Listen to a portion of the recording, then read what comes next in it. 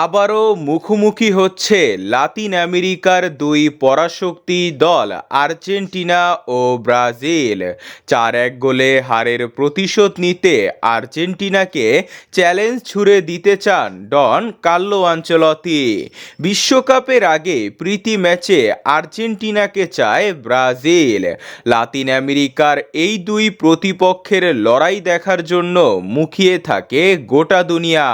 যদিও বেশ কিছুদিন ধরে আর্জেন্টিনার কাছে জয়হীন ব্রাজিল, শেষ দেখাও 4-1 গোলে ব্রাজিল হেরেছে। এবার সেই প্রতিশোধ তুলতেই আর্জেন্টিনাকে চ্যালেঞ্জ জানাতে চায় ব্রাজিল।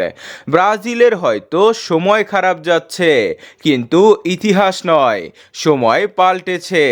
ইউরোপিয়ান সেরা কোচ ডন কার্লো আনচেলত্তির হাত ধরে হেক্সা জয়ের স্বপ্ন দেখছে সেলেসাওরা। টাইম টু টাইম বিশ্বকাপকে সামনে রেখে যা যা করার তাই করছেন আনচেলত্তি।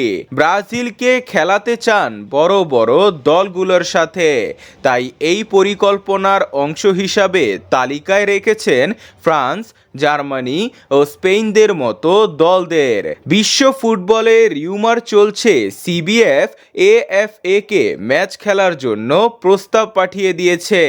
যে কোনো সময় প্রস্তাব আসতেও পারে, কিন্তু প্রশ্ন হচ্ছে এএফএ বিশ্বকাপের আগে ব্রাজিলের সাথে খেলবে কিনা।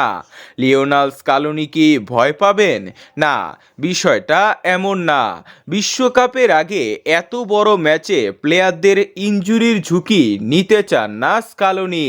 তার উপর এটা কোনো সাধারণ ম্যাচ না, এটা হয়ে যায় অস্তিত্বর লড়াই। সেপ্টেম্বরের বাছাই পর্বের ম্যাচের পরই জানা যাবে অফিসিয়াল ডেট সমূহ।